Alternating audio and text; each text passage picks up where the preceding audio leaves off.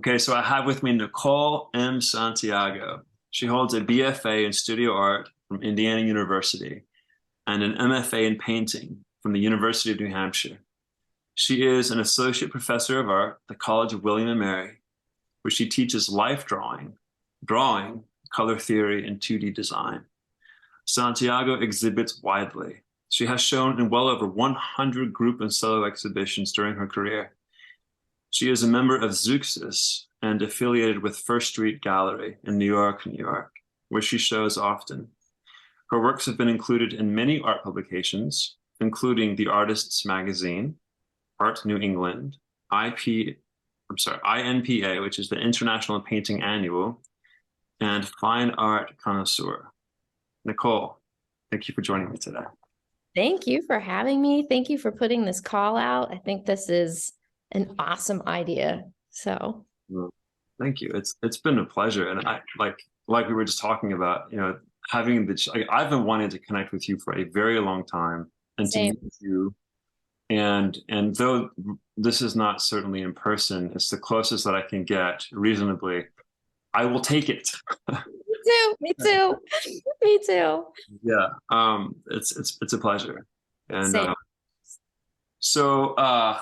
okay, well, let's get into it. What would you like to talk about? I've always been interested in composition and also narrative, and I like to think about the intersection between the two, how composition can drive narrative. There's also, you can take them separately. You can just analyze the composition, that abstract structure underneath, and you can also analyze narrative without discussing composition so much. But it seems to me like the intersection of the two is what's the word I'm looking for? I don't know. Now that we're recording, I can't think of it. We're gonna have to start drawing pictures. We're gonna have to start drawing pictures like we talked about. Yeah, exactly. It's just what drives the narrative, that intersection between the two. The narrative drives the composition drives the narrative. Yeah. It's like a beautiful it's a fleshing out of like form and content. Mm-hmm. Like what is an organ? We have its function, but we also have context, right? So within the proper context, it functions in the way that it was made for. And that, I don't know about you, but I find that to be a very, very difficult, seemingly impossible task to actually create in the process of making a painting, something where contextually the form functions in its fullest capacity and within a context that allows it to do so. Mm-hmm. How do you navigate through something like that? You know what? I don't know. I think it's messy, and it's not linear, and it's not anything sequential, and it doesn't necessarily follow rules or formulas. But I think that, you go and you learn these things, you learn the elements and principles of composition. You study narrative paintings, and you learn those things. And when you get stuck, you pull some of those out to use them. But I feel like it's a really organic process. I don't know about you when you're creating your works and there's content within them. But I find that I can have a general idea, and I go into the painting with this general idea, and I start the painting, a general idea in terms of composition and narrative. But it's like, as the painting progresses, it's more of a collaboration between me and the painting. And maybe when I say that, it's like more of a collaboration between my unconscious and my conscious. Where, I'm working and I think, oh gosh, is this painting, I thought this was going to be about this, but I see these other themes coming up, and I don't necessarily reject them. And as I'm working, compositionally, I might also say, gosh, it really needs, a yellow up here in the corner. Well, I'm painting representationally more or less. So I'm probably not just going to put a block of yellow paint that just sits on the surface, although that's not a bad thing, just not how I'm making paintings. It's like, what can that I need that yellow compositionally? How does it fit into whatever the narrative is that's happening right now in the painting? And who knows, it might become a balloon or a cloth or, whatever. So I think it all develops as a collaboration. And again, the further along the painting gets, the more voice the painting has in that collaboration, the more participation. With each stroke, it's like you've clamped down on the possibilities. Like it keeps narrowing down to the point where you get to the end and you think, wow, I didn't ever see that coming. Yeah. Yeah. Do you ever get to the end, or what you would perceive as the end, and with like this sort of like a suspicion maybe, or maybe like a almost like a level of distrust at what the painting has arrived at? Never. Because like I said, I think before we started the recording, we were talking about how some people think less in terms of words, it's less verbal and it's more sort of feeling and image. It's less linear, it's less detailed. And I think that's how I think. And so I just trust it. Like for example, I made this painting. I can pull it up and share it. I'm not trying to like promote my work, but just as an example. No, please do. Yeah, definitely. Yeah. Okay. This is an old painting, but I saw this today. Oh, you did? Oh. So I was thinking about this, which we can get into later, but I was thinking about this image, the Villa of Mysteries, and this initiation rites of a woman or a girl into womanhood. So I'm gonna wrap this back into trusting what's sort of the subconscious or that collaboration between painting and artists, trusting what comes out of that. So I started making this painting, and about this time I was getting married, and so I started making this painting about marriage, but thinly veiled. So the tiered birthday cake that's sort of collapsing as the layers get bigger. It's called Birthday Scene, and the woman in the party dress with the bag. So I'm making this painting, and I'm thinking, yeah, I want that dress in there. I want it to be like a birthday scene, but everything else that came into it, and the red background, because I was thinking about the initiation rites of womanhood, and maybe some would consider marriage as one of those thresholds. And Wait, Nikki, I'm sorry, I have to interrupt you really quick because I feel like this is important. Yeah. You were taking something that was happening in your life, something that was for you. This was big. This was huge, and an epic turning point. Your whole life is about to change, and you were relating to that. You wanted to find something that you were able to connect to or connect with visually. Mm-hmm. So is that why you were thinking about that fresco painting? Well, I had been thinking about that painting for a decade prior to this, and I did some other paintings related back to it. Why was that painting significant for you? I just thought I just thought, wow, this is like this whole narrative of this woman moving through these stages, and it just seemed really powerful. I mean, it's like crazy. It's right, like this. Here she is, and she comes in and she gets read this order by a little god or a child. There's like scholars argue about what's going on, but they all kind of say, yeah, it's initiation rite, Dionysian initiation rite, right? And then she's like presenting these this food to these goddesses, sort of like an offering. But as she goes through each panel, she loses clothes, which I think is kind of interesting. It's like a peeling off and coming back to what's essential and then building back on. And she comes through here and the scarf comes off and she starts to dance. And I was also attracted to this because at the time I was taking these like Middle Eastern dance classes from this woman from Egypt, and she was talking about how it's like one of the oldest. She was teaching us one of the oldest forms of dancing that women performed for women, which I thought was really interesting. I might be getting too much into the weeds here, but No, this is very. I mean, I think it provides some important grounds for context. oh Because yeah, right, yeah. so these were dances that women would perform for women. It was like a kind of like what does that mean?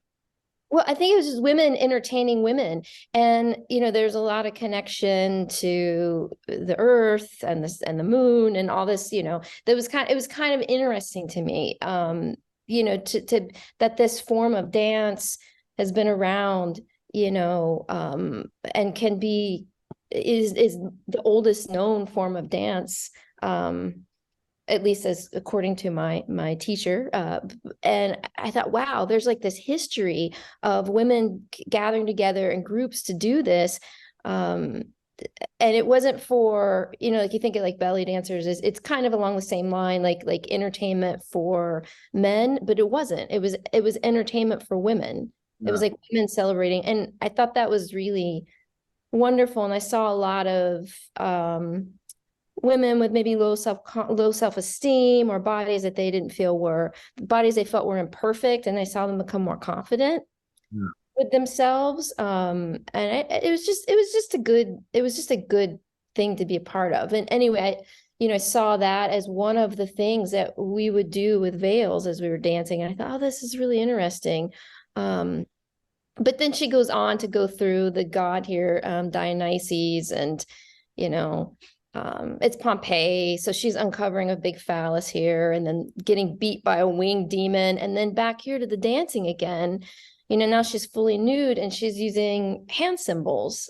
Like the part is over. She's like been through this initiation. I mean, if like you could tie it to the Christian religion as a baptism, maybe it's like a bar mitzvah, or what's the female one, the female counterpoint to bar mitzvah. I can't remember.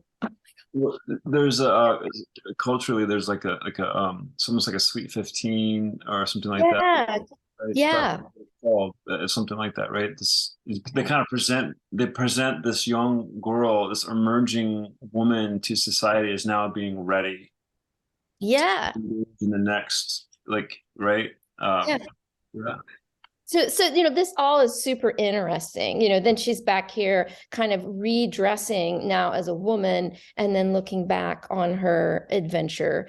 But it was also interesting is the way they have these breaks in the composition with the bars, which is almost like, modern day comic strip. And I just found this like so intriguing. And again, this is my I'm not a scholar on this. This is just what I've read, scholars that I've talked to about this. So, I don't know everything there is to know about this painting. So anyway, so I'm thinking about that when I make this. Wow. So I make this and I'm thinking initiation, right? But I didn't want to be overt like a wedding. So I made it a birthday scene. And but clearly not very veiled with the cake. But I wanted there to be some like ambivalence or some maybe concern or some hesitation, like right before you do something big, there's like, and I didn't have reservations about marrying my husband. In fact, I asked him to marry me, so I like that was what I wanted. But it was like it was like, yeah, there's this big moment. And maybe if I'm thinking about, all females, that this isn't necessarily something that every female wants to do or every female super sure about. And so I wanted the figure to be kind of like, I don't know. And then, there's thinking about the doll coming out of the bag, and that's sort of like kind of over the bag being over the female's womb, and kind of thinking about, the thought of being a mother, and is this woman pulling the baby out of the bag and accepting, or pushing the baby back in the bag and rejecting? Hmm. I'm also thinking about, Probably looking away from it, isn't she? yeah. Yeah. And I'm thinking about that the bags are sort of presenting things that are to come after that wedding or that cake. And then the bag in the foreground, you can't quite see in, like, what's in there, what's to come.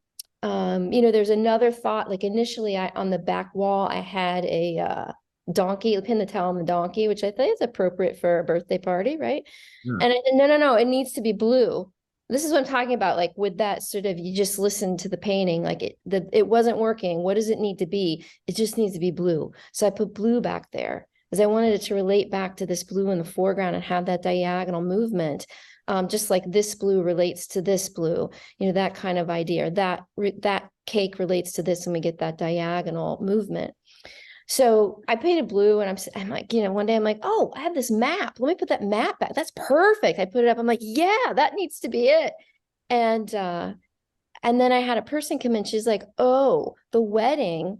She said the wedding, those candles that are lit, it's like she's burning potential pathways that she could have taken, potential journeys she could have taken, and she's sacrificing them for another. I'm like, oh my God, you're right.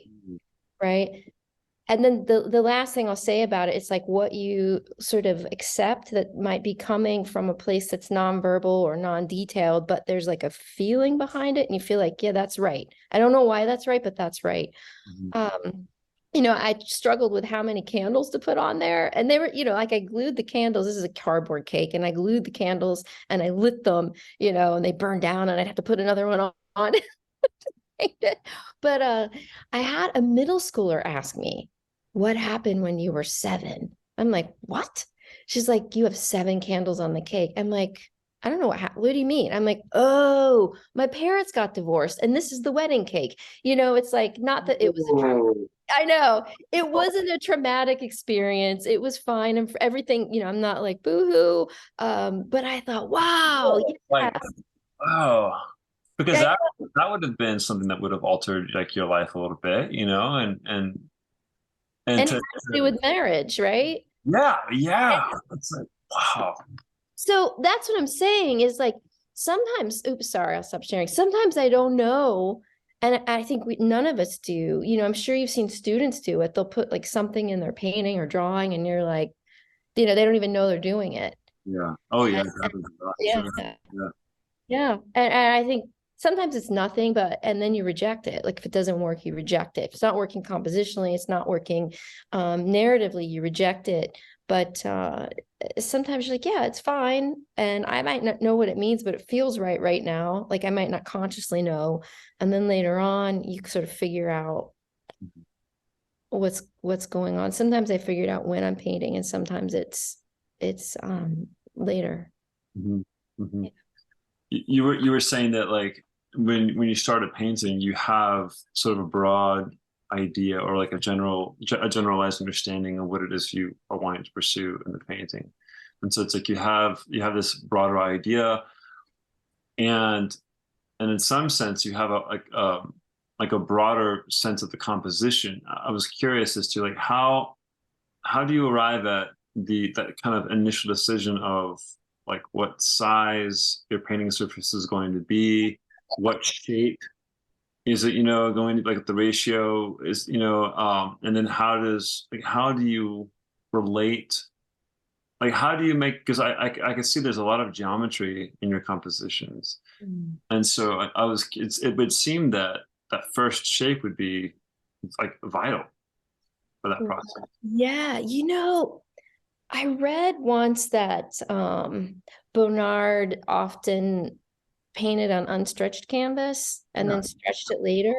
Yeah. And I started doing that because what I'd find is I'd start painting and I'm like, I need 2 more inches on this side. or I need to crop it, 12 inches in, and then I'd have to make a new stretcher or sew more paint on or add another panel. So I just started painting on unstretched sized canvas, like PVA sized, so it wouldn't have to be stretched to size it. Yeah. And so I fix it to like insulation board, this big boards you get at Home Depot. Mm. And then it can expand.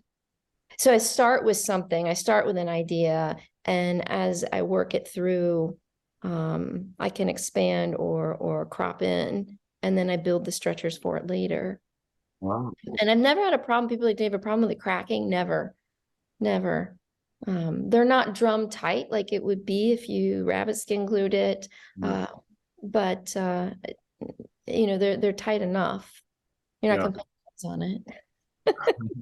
So yeah. I mean, how about you? You start off with sort of a predetermined, I mean, your compositions are really beautiful and odd, and kind of there's all these unexpected moves in them. How do you kind of set up your paintings?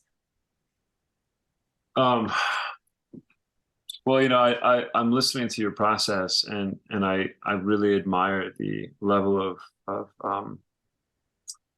just intention that you have from the beginning, from the get-go. And I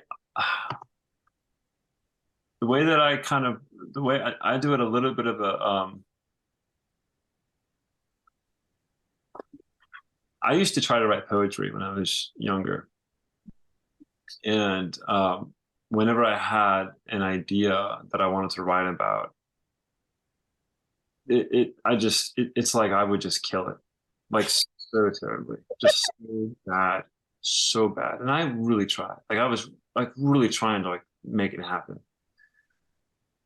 Um, I find that I do the same thing with paintings. So I kind of need to engage with something that is bigger than myself because I think I'm very small. Like I would like to be bigger, but I think I'm actually very small. And so to engage with like something that is so big and so filled with it feels like endless possibilities.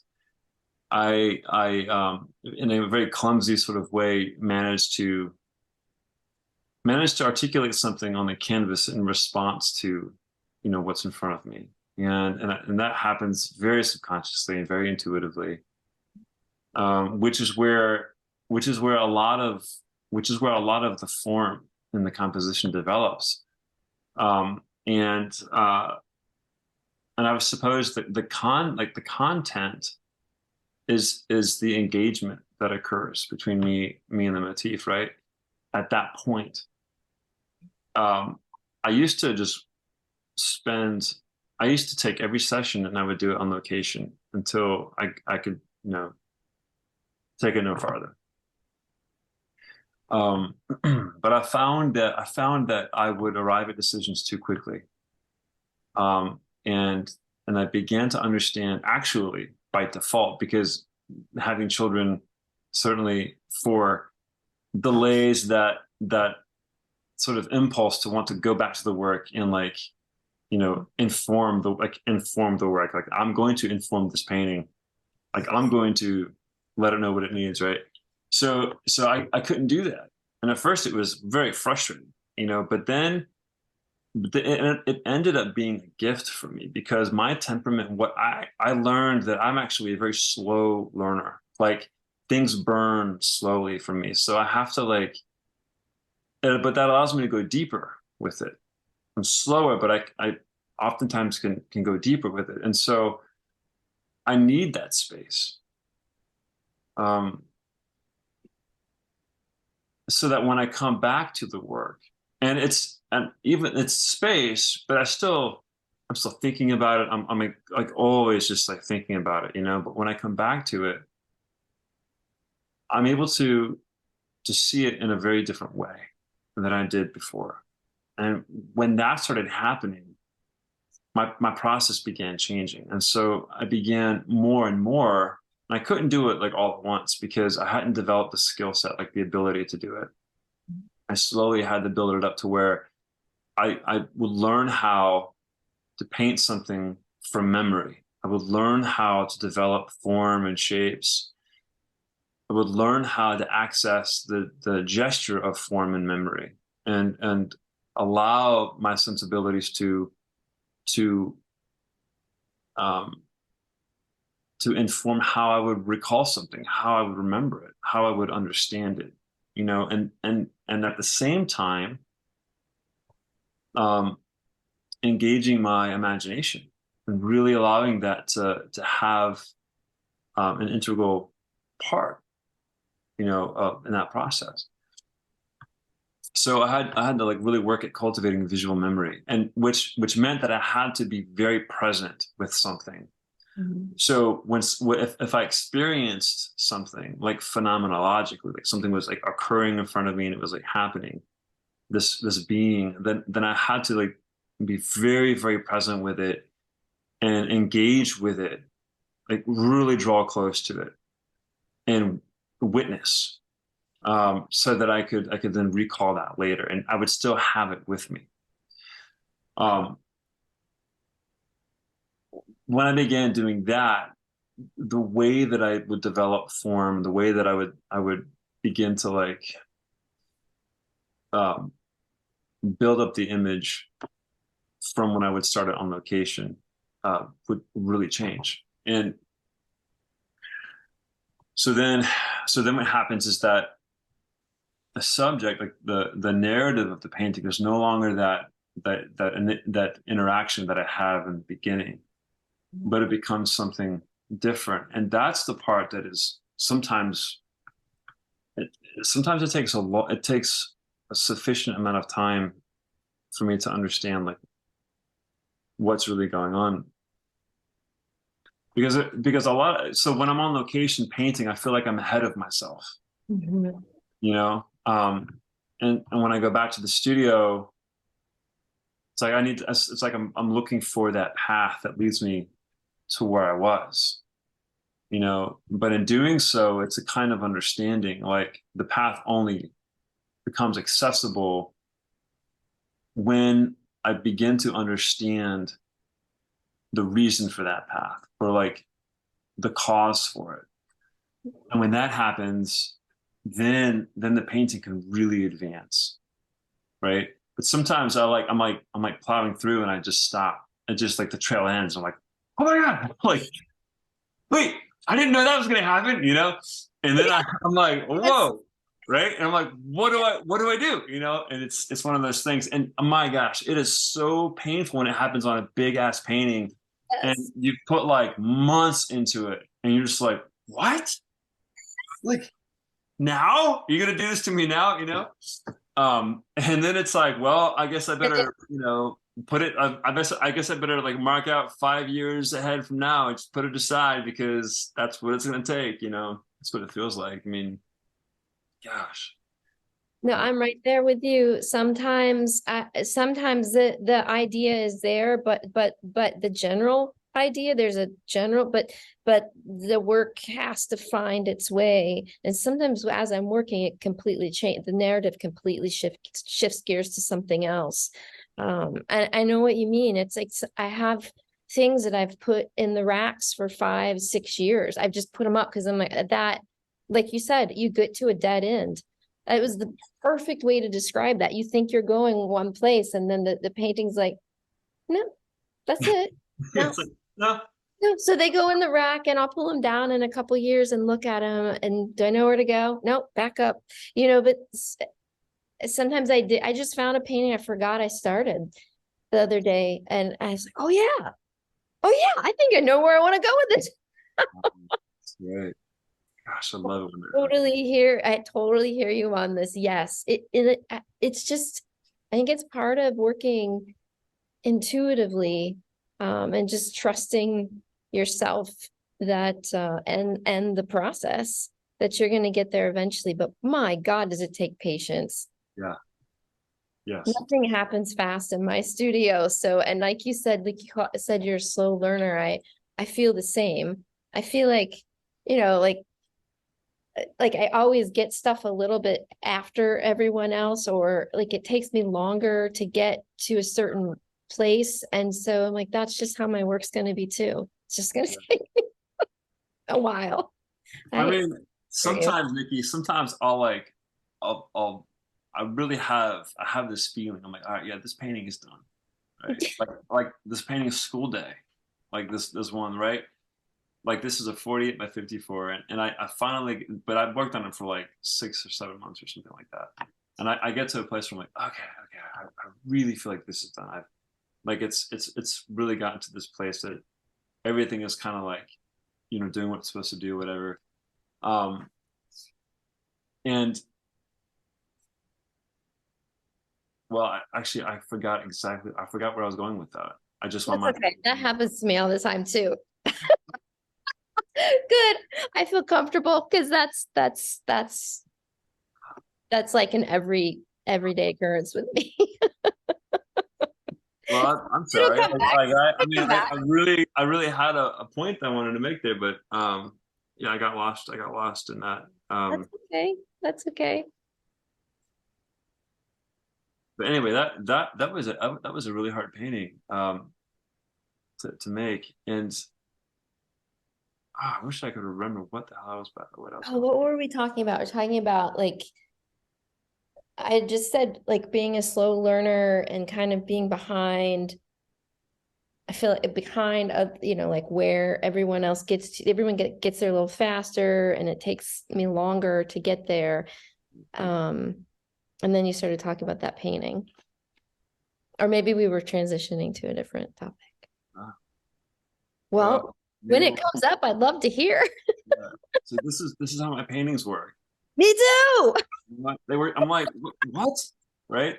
All right. No, Well, me too. I'm the same. I'm the same. Yes. Yes. okay. Yeah. So let me ask you a question though. Like when you, because for me, like when I saw the Piero frescoes, and in particular it was, and I was looking at Masaccio too, and Mhm. because it happens certainly, and all those guys. I mean, they're doing it. You know, um, and we know that like Piero was recognized in his day as like a brilliant mathematician. Mhm. You know, so his ability to construct, the narrative, the content of the image, just in pure abstraction, was incredible, and he was able to do both amazingly well.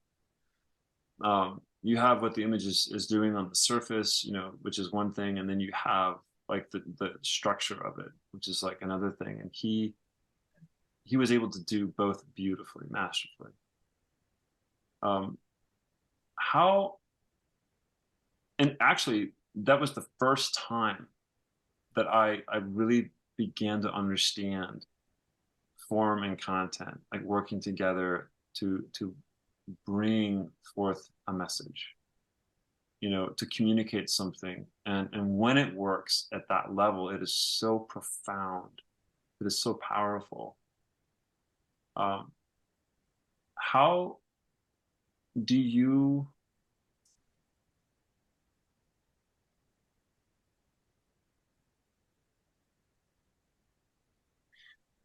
what for you what makes a good composition for you? Mm. Like how do you know, like, because I mean we all kind of relate to something aesthetically, and especially if we're doing it intuitively, we have things that, there's sort of like a movement, a behavior to these abstract forms that we construct for our images. But I how do you know when one is working perhaps better than another, and or stronger, or like when, if it's more informed or less informed?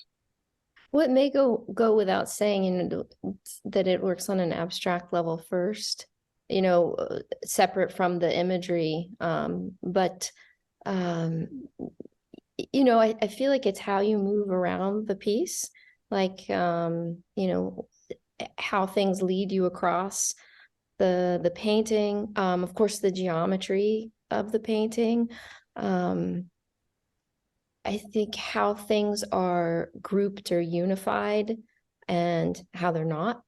I don't know if that makes sense or if I'm speaking too generally. No, it's good. I mean, it's like, but when you talk about geometry, like your geometry is expressed in a very specific type of way.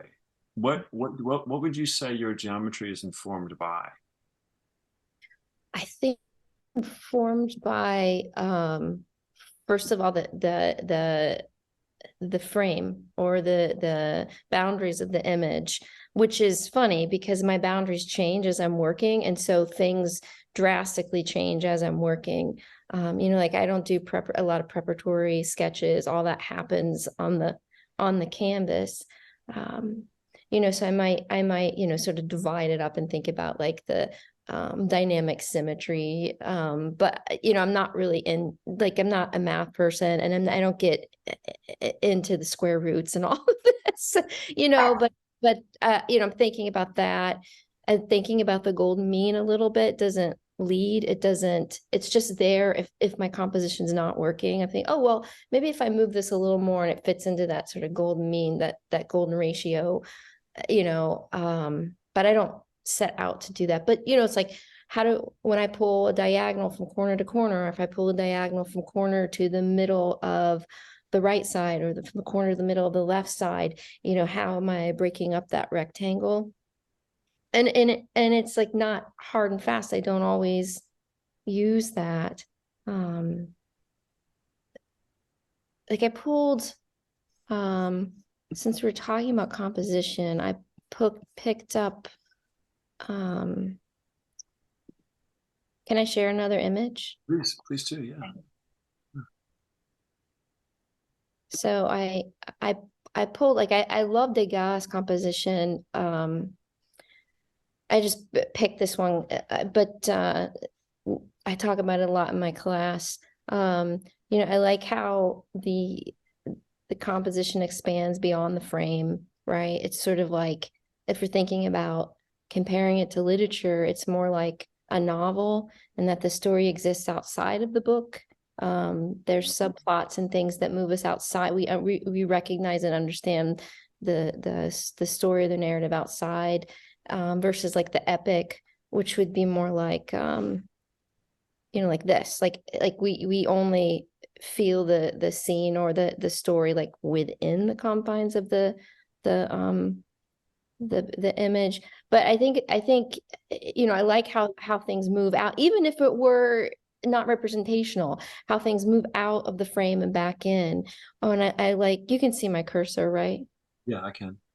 I like how these forms, like the jackets, the black jackets, become abstracted, and you insinuate where the edges of the arms are, but they're really sort of abstracted, and it becomes like this black mass.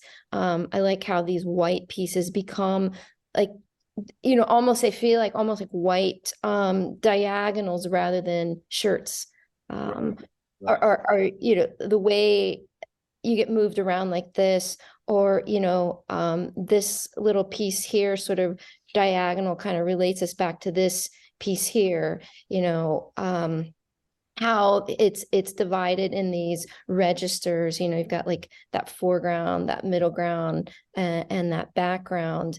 I also like how that also reflects this, how the tops of the heads kind of mass together and just become this this muted orange that pulls you through that middle space. I mean, there's more going on. It's like that the big diagonal moving through here, or the way those tutus mass together as one unit and become.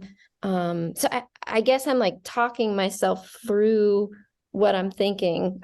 I'm sorry, I'm like talking a lot to get to a point, because I don't know how to quite articulate it. But I think it's like when it works on an abstract level, when it becomes more than just the object, or the representational form, but how it expands outside, it comes back in, it moves you around, and the forms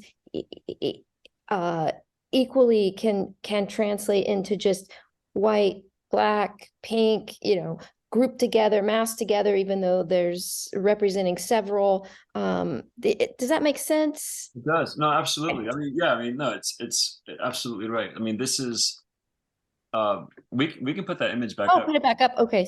Yeah, Yeah. yeah. That's a wonderful image. I mean, this is an incredible understanding of the form of abstraction, and that's where I think that these artists were. I mean, especially Degas. I mean, this is like, I mean, the impression of the image is very important. What the image is able to convey. But that's, for me, that isn't the primary thing. Yes. Primary thing for me is actually what the painting is doing on a purely abstract form. I mean, in an abstract way, right? Yep. And so it's like the behavior of the abstract forms, the behavior of the painting on an abstract level. And when the movements that are created, like when the movements that the eye becomes empathetic with, that are given to us through the composition, as we begin to pick up on those movements empathetically, like visually, we begin to move through, like we begin to hear the music through the movement of the composition.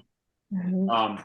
And the way that music is atmospheric, the way that it's forward and back, up and down, like the sonic form, where it's not foreground, middle ground, background. It's something that is in the background connects to something that is in the foreground. Something that is in the foreground connects to something in the background, and it's like this exchange, this sort of visual spatial exchange of what was at one time these, like, you know constitution of boundaries have now they begin to merge, Mhm. and the boundaries become much less clear. In fact, it's so much more dynamic because things are reaching out from behind forward and from forward back, and like the middle is like close, and then it's far, and it's like all these things are really happening in a powerful way. Yeah. A kind of a comical move is kind of a funny thing, which certainly kind of goes back to like the fresco paintings, and especially in like the Renaissance, is like, look at how that the instrumentalist on the far left of the painting, Mhm. you know, he's sort of like reaching around to touch the instrument in the foreground. Like This that could be his arm. that could be right, That could right. be his arm just as much as it could be the other guy's arm. And so it's this really kind of comical play of, this idea of location. Where is it? Right? Where is the thing? And when you can Yeah. have form exist in multiple locations simultaneously, right? That to me is when that is when, for me, like compositions become very engaging, when it's not like, I mean, like some artists aesthetically are, they're drawn to, they're attracted to compositions that are fixed, and Mm. type of, like, right, I mean, they sort of like that. But for me, I like the instability. I like the dynamic sort of surprise that occurs, and for me that feels much more human, like the experience of something like that, where things are like moving, and it feels alive, and the painting is coming forward and moving back, and like all this stuff is happening. You can hear the murmur of the crowd, the footsteps of like the dancers, and the shuffling of like the instrumentalists, and all these like musicians, and it's it's incredible, Oh, it is. right? Like he's painting this experience, and he's not just like making a painting about the orchestra. He's painting like an actual, like, experience of it. And that's what I feel like Piero does so well. Like when he was making those compositions, like like I saw the Resurrection painting by Piero, and that's when it really hit me. Like there were things that I saw in there that I pulled someone who was close to me, who was with me. I was like, am I making this up, or is this really happening? You had an experience. Yeah, Yeah, I get it. it blew me away. I was just Yeah. so blown away, right? Yeah, it's like a spiritual experience when that happens. I totally get it. Yes. Yeah. Yeah. I mean well, Piero's just Piero, Yeah. like I'm disappointed that I didn't put any of his images in here. Anyway, yes. That's an amazing painting. Yeah. So Yeah. if I can somehow even glimpse something like that in my own work, even if there's a moment where something like that may be happening, I get so excited. But That you that do have that in your work. That happens a lot, I think. You don't think so? you know how it goes. I do. Yeah. It's like, I mean, there are moments where I feel like it's like, okay, it's like this, right? Like we think visually, okay? Mhm. Um, and the words that seem to be available to us to communicate these visions that we have in our minds, which are so grand, just don't seem to make the cut. Agreed. You know, I mean, it can carry somebody along, but it doesn't really get them to the front gate, and it certainly doesn't get them to the door. And that's sort of what I feel like in my paintings, like what I experience, when I engage with the subject, the motif is so profound that I don't know how to paint it. And I think Mm-hmm. that's what's so frustrating about the work is that, like, I do these things and I'm like, oh, dude, you're so blunt. Like, you're obtuse, man. Like, this, like, this isn't, but I have to just work with what I've got, and, Mm-hmm. and do the best I can with what I've got. That's all I can do. Right? I mean, I don't think I've ever made a piece of artwork that I didn't cringe. Like I may have been happy for a moment or two, but everything I make, I'm like, oh, but it's like, but I think it's because we're always chasing that thing that we can't describe um verbally. Yeah. I mean, you keep making it hoping that Yeah. you're gonna just get a piece of it or a part of it or see it a little bit in the work. Yeah, I get it. Well, Absolutely. how do you how what do you do in your work that, like, through almost like a form of accountability that pushes you forward? How do you push yourself beyond where you are in order to move forward, to grow? Oh yeah. I think for me at least, I try to set up challenges for myself. Like I know I'm not very good at something, or I don't feel like I'm as good as I want to be. And so that's what I make the paintings of. Like I don't feel like I'm very proficient with the figure or with color. I mean, I'm better than I used to be. And I think I'm probably better at drawing than painting. And so I mostly paint because it's like that desire to get better at it. That desire to, like, I want my paintings to look like that, and they don't look like that. And why don't they look like that? Um, I mean, that's the thing I can say is just painting the things I think are hard to paint and continuing to do it, just hoping that I figure it out. How about you? How do you push yourself?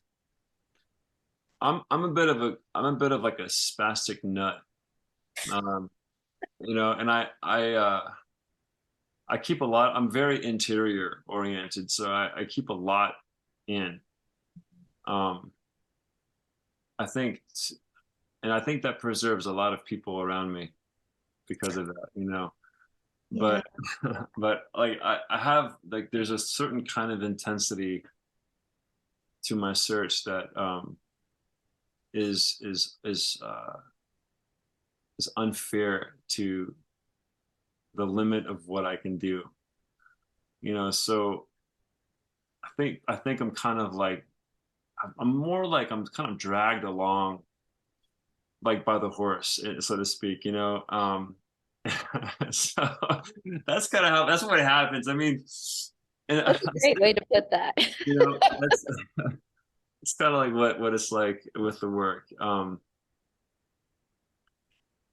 Because there, but I do believe that I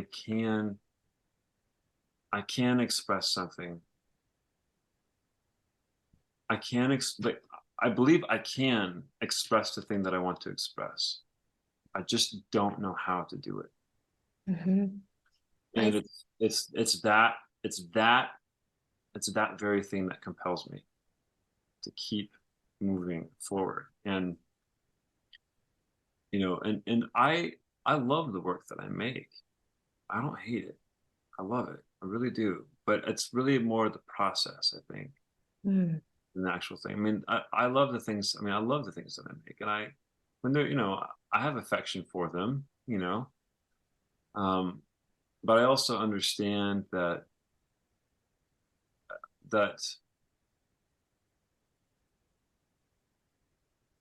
there's a sense that they themselves desire to be more than they are. You know, That's really well put. Yeah. Yeah. uh, and that's so I have to be very patient with that. And I have to allow, but I just have to be resilient and keep going. It takes a lot of resilience, doesn't it? Oh my. Yeah, you get knocked down a lot. Yeah. Yeah. It's funny when my students have critiques and they're all nervous and worried. I'm like, oh, this is cake. You're gonna continue to get knocked down. Like, don't even sweat it. It's just gonna keep Oh, happening.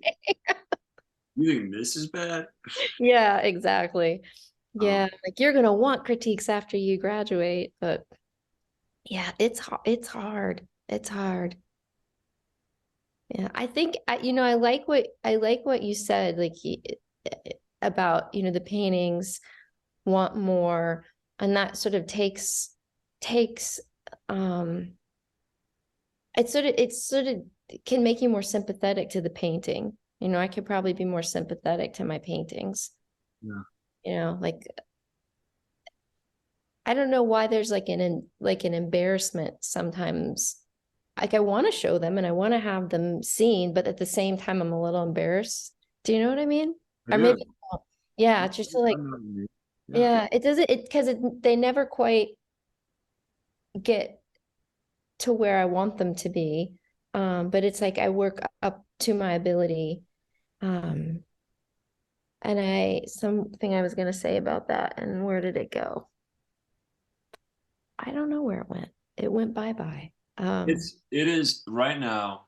It is existing in the cup of coffee that you have. Yeah, That's where it is. It's right there.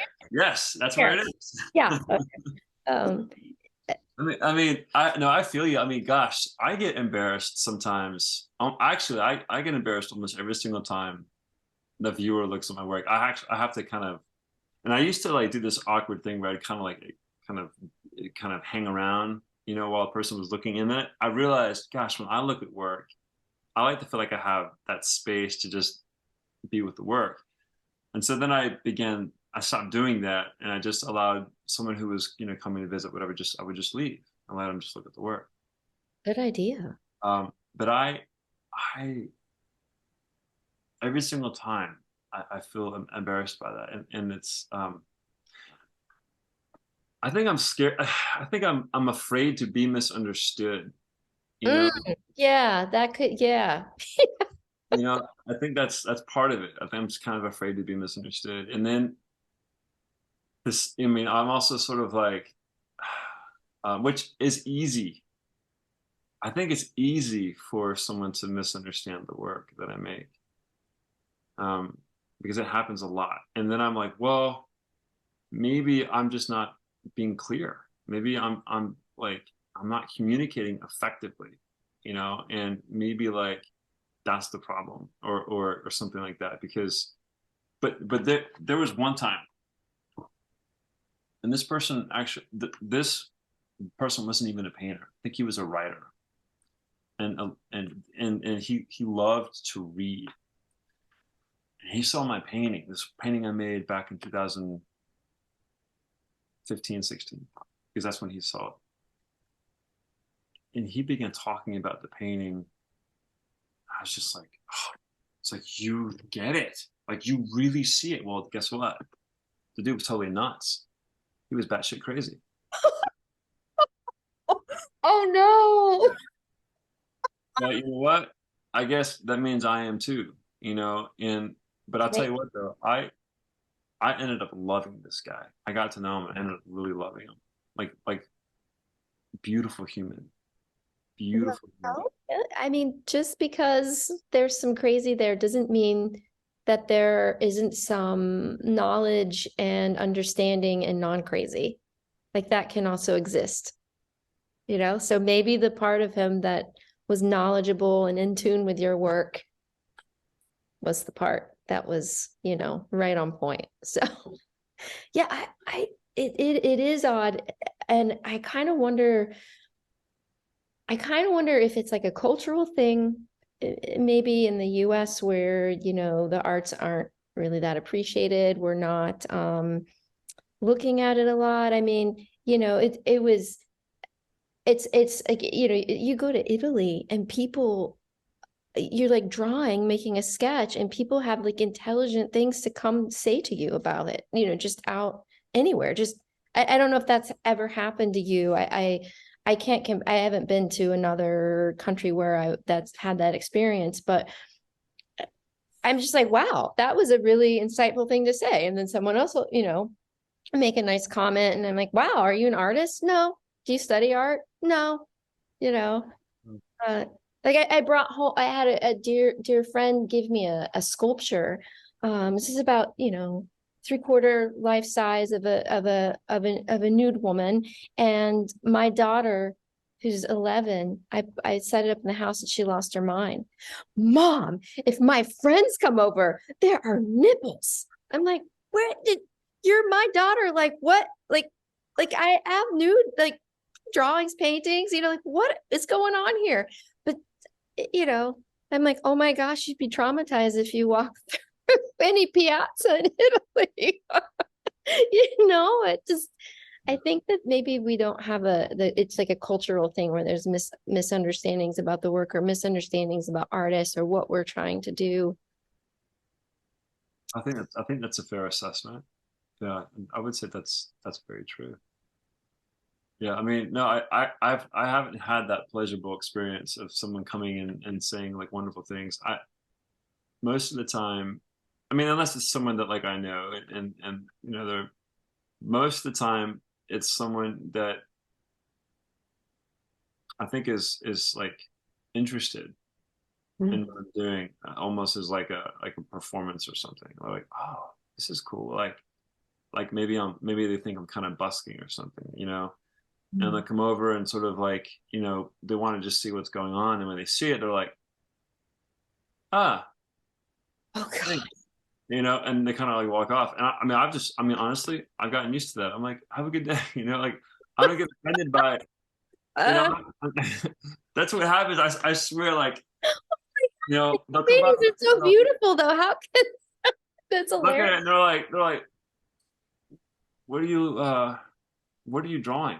And I'm like painting, you know, like what are you drawing? I'm like, and I'm like right in front of the subject, and it's and I you know, but my paintings do they and it's I have to say this in all fairness because my paintings start off like really abstract, and so you know they don't look anything at all like anything, you know, representational, and and so it's really funny, and sometimes like because I'm in Charleston, so sometimes like we set up like on a battery, and someone comes by that I know is like really wealthy or something, and they look at the work and they're like, you know, they'll do the same thing like, oh, that's nice. Yeah. Keep at it. Keep what, so like, is this your hobby kind of thing, you know? Um, yeah, no, that happens. It happens. It does. It does. And and I'm like, well, I just have to. I've kind of gotten used to that. I, I guess that's the thing with being out in the landscape, right? I mean, I'm mostly in my studio. Um, I mean, like I was saying, I did this summer program with IU where we were out in Florence drawing out in public, but I normally am just in my studio, so I don't come into contact with people as I'm painting. I would probably get some things. What are you doing? Yeah. Yeah. Oh God. Sometimes I engage with them though. Like I really like if I see someone's like really curious, I'll like I'll talk to them and stuff. Um, but most of the time they're just it's like maybe like a tourist who's oh isn't that cute? And there's a painter out and they come up and they're like that's not what I expected to see at all. Like they just like completely turned off by what's going on. Like you're not a painter. That's not what a painting is. The kind of thing. I mean, they don't say that, but that's Right, like but that's that's the act. Oh my yeah, God. yeah. It's really funny. Oh, that's terrible. I'm sorry. But culture does set up expectations, Yeah. for people. So when they encounter something like what they feel like a work of art is or what it should be, and then they don't, or like what painting is and what it should be, and then they encounter something that like challenges that conception. It's really interesting to watch them like struggle on the spot with that. It's like you see the gears just jam up for a second, you know. I do. I do. Yes. You're a painter. What do you paint? Like, well, here's my website. You can look. Oh, okay. Yeah. Like I got a criticism last winter I was painting in a residency in Ireland, and they posted some of my works on Instagram, and I got a comment like I was painting lands, or sorry, I was painting still lives. And I get this comment, why would you come all the way to Ireland to paint a still life? This is so beautiful. And I'm like, fair, fair. But, like that's what I want to paint. I I'm not, I can't be out in the wind and the rain. It's like, I don't know. I'm just not that hardy. Like, isn't that okay that I'm painting or still life in a studio? Yeah. Totally baffled by why I would do that. I love that though. There's it's the kind of thing where I one of my favorite painters is a still life painter. Actually, many of my favorite painters are still life painters, and I love it when I happen upon something that that occurs just out of everyday living in a space like this Me sort of too. it's very unaware of itself, but it expresses itself so beautifully, and that's when I want to set up and make a painting, and it's always at the time where I can't do that, you know. But I think about still life painting a lot actually, I quite. think about landscape, and then I go do it and I'm like, oh yeah. Oh yeah, I don't like to be outside for hours on end at an easel. Yeah. Oh God. Yeah, I like to Oh. have like, coffee and a restroom close by. And, I just like, I like realize it's just not like every time I do it, I'm like, oh yeah, I don't like doing this.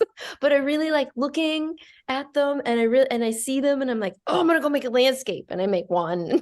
Oh yeah, let's get back in the studio. Yeah, I know yeah, landscape painting is tough, and it's like I remember I was in Vermont. Mhm. It was a landscape painting that I was so excited to make because it was this moment that was like I happened to have time. I had time to paint. I was really excited about that. And this beautiful moment was occurring. So I quickly assembled everything I had to get, set up, and started painting. And out of nowhere, a swarm of bugs were Oh, like all over like they were like, just all over my face, and like they were kind of biting me a little bit, and it was just like and where I had to set up was actually, it was like where two trees were like sort of like working to sort of attach to themselves. And so Mhm. I was like set up, and these branches were like in my face, and like the wind would hit, like, you know, would blow, and the branches would like hit my face and scratch me, you know, and these bugs were. I was like, why am I doing this? You know, but but like the I mean there but there was no other place I could stand to see what I was seeing, you know, and it's like I think there's it's just my temperament. Like I go for the thing that requires like this stupid like this like why would you choose that? You know, like why would you choose to stand there and endure that? Like there were so many other things I could have painted that were just as beautiful, you know. Because that's what you got to do. That's what you gotta do. That's what you got to do. I get it. Yeah. That's funny. Yeah. Yeah. Landscape painters are sturdy people. We are sturdy folk. Yeah. A couple of my friends paint in Maine and New Hampshire in the winter, and I'm outside. I'm like, I don't even understand. I don't, because walking to my car from my house when I was in New Hampshire, I'm like, oh my God, I'm gonna die. Maybe that's what it is. Maybe that there's that kind of renewed, ever-present sense of like mortality, Maybe. mortality, and it just it allows you to paint, and maybe in a way that is more urgent. I think so, though. I think, right, right. I think so. Every time I painted the landscape, I loved it. And I thought, I'm gonna, this is great. And then like halfway through, I'm like, well, I don't know, like mosquitoes are biting me. It's kind of hot. The light changed, or it's kind of cold. I think I need coffee. Oh, is there a bathroom around? You know what I mean? It's like, okay, I'm just not tough. I'm just, yeah. Yeah, maybe I need one of those boxes like Stanley Lewis, like a little Uh, little Keurig. you need, yeah, you would need like a little like espresso machine in there, and like And kind of a bathroom that was attached to the back, you know, like a little outhouse or something. yeah, totally. That would work. I've thought about that. I was like, damn, I gotta build something like that, you know, build something where I could just kind of set something up. Because most of the time where I want to paint is with my back to the sun. Mhm. And I can't, like, I'm not, I see some painters I can really set up directly in the sun and make beautiful paintings. I can't do it. I just can't do it. So I've got to paint like in the shade, you know? So I've got to build something that could accommodate for that. This is your next thing. You could market it, build a business around it. I would buy one. Comes with a battery pack. You can plug stuff in. Yeah, no, I'll make the espresso machine optional, you know? Awesome. Yeah. Yeah, definitely. I forgot what I was going to say about school day, but I think it was something along the lines of it may have been something along the lines of just sort of like um, picking up things slowly, or like because I had to return to that location working on a painting that size.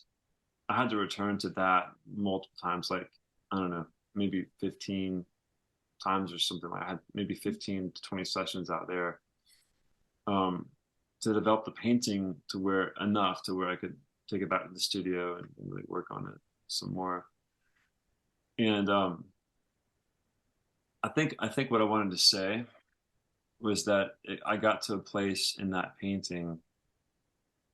This happened like three separate times in the process of making that image. Where like we were talking about you're following a trail and then the trail just stops, like you lose the trail, it just stops.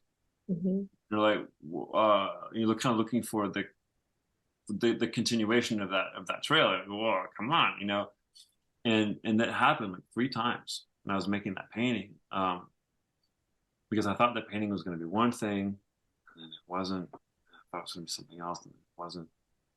And it wasn't like I was grasping at straws. I was like legitimately, really working the process. I was like really, working through it. I was like, doing the very best I could with this painting and whatnot.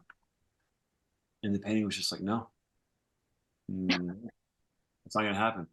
And I'm used to working on a smaller scale, right? So like you use smaller formats. And when something like that happens, you're like, big deal. You toss it aside and start working on another one. You're like, I'll get back to that later. But the big one, like it's like a horn that's like blaring, or like a bright light that's coming in through your bedroom window, and you're like, I can't sleep with that, like a flashing light. And it's like it was a tormenting thing because I wasn't used to working big. And so I was like, what is this new level of torment that I have evaded all these years, and I finally got to this. I finally did something, and it was when it was on a particular day when I was just like totally out of the way, and I was able to do something that one of the critics I had in graduate school said to me. He said because we were talking about how do you go back into a painting and retain that level of freshness and vitality that the first duration had. How do you go back into it and continue with that conversation without killing it? And he said something that was so brilliant. He said, paint the painting, don't paint on the painting. Mm. And grad school, like I didn't understand what that meant. I was like, what? Like it was mystical and mysterious and enshrouded with all these different things. But years later, I really began to understand that, as I was going through the process of doing that.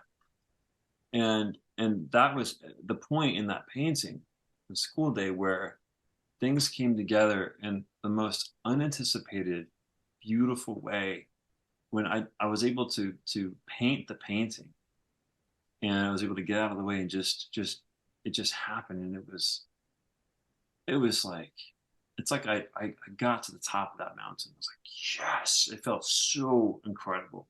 It just felt so incredible, so incredible that I stretched a few other larger canvases, and I'm like, As you no, should. let's do this. That's a beautiful painting. I love that phrase, you got out of the way, because I think that's what we often have to do, and sometimes it's so hard to do. I I don't I mean so I don't know about you, but sometimes I have to distract. I don't know if I'm distracting a certain part of my brain or whatever, but I have to distract myself from thinking when I'm painting. Does that make sense? Like, Yeah, absolutely. yeah. Yeah. So what I listened to some like audiobook that I'm really engaged with, Right. and that part of my brain is like tied up, that part of my brain that's thinking, and I'm just working intuitively. Yeah. Yeah. But yeah, that's what it is. And even when I do pull out on my tricks, it's still hard. That's like the best way that's ever been said, is you just get out of your way and you paint the painting. That's I'm gonna take that little nugget with me. Take it. Take it. It's the only nugget I have, but take Yeah, it. great. That's great. That is exactly what has to happen. Yeah. Yeah. Yeah. It's like I kind of think paintings are like children. And you said you had a 15-year-old, right? Yeah. So it's like I have an 11-year-old and 7-year-old, but my 11-year-old acts like she's 15.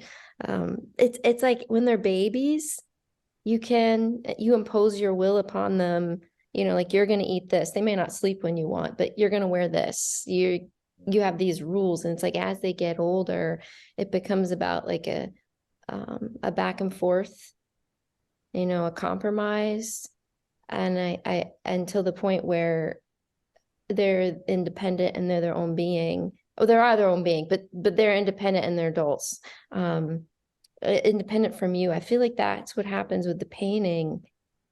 Like you're saying, like you get to a point and you have to sort of relinquish control and just ask it what it needs. And it's hard to know. Sometimes it's hard to listen.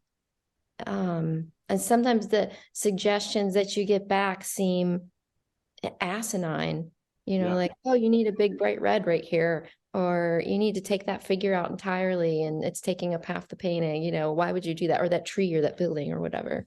Yeah. Um, sometimes the very element in the painting that I built everything around is the very thing that needs to go. And Yes. that's often the case, Yes. you know. That's a hard one to swallow. That is, yeah, you just do it. Mhm. You just do it. And most of the time it works. Sometimes it doesn't. And then it's like, how bad do you feel when that happens, you know? Yeah. Like, not only did I take out the thing, now the whole painting, it still doesn't work. Like, okay. Yeah, Yeah. Yeah. that's tough. Yeah. Um, but I tell you, in my experience, if if the tenacity is there and you really hold on, Mhm. you get something eventually. You get something, you know. Yes. It's worth Yeah. it. It is worth it every time. Every time. Oh, but it's a bad feeling. Oh, it's so terrible. And then like people around you who don't paint, they're like, "What's wrong with you? Like, what's going Yeah. on? Did someone die?" You know, Kinda. like actually, yeah, sort of in a way. Yeah, we Um, got a terminally ill painting over here. Mhm. Yeah. well, Nicole, I have to tell you, I've really enjoyed our time together. It's been so much fun talking with you. Same here. Same here. Thank you. Thank you. This has been so informative. I've got little nuggets I'm gonna take now and use in my studio. I do too. I'm like so excited. I'm like, yes, let's get into this thing. Exactly. Exactly. Yeah, I've been in this like weird place in my work. It's weird. It's like I feel like I'm sort of in a way. It's like I hear voices, but I'm sort of like surrounded by fog, Yeah. and so like it's like the direction of those voices become sort of ambiguous, like unclear. So it's like I'm trying to follow something, but I don't even know if like I'm moving in the right direction, you know. Yes, I do. The fog will clear. Just Yeah, patience. you think so? Patience. Patience. Yeah. Patience. Thank you. Well, thank you so much, Brian. This has been awesome. Yeah, it's been great. It's been great. Hopefully I'll see you in the summer when I'm in your neck of the woods. Yeah, yeah, definitely. Cool. Yeah. All right. Have a good day. You too. Bye. Bye-bye.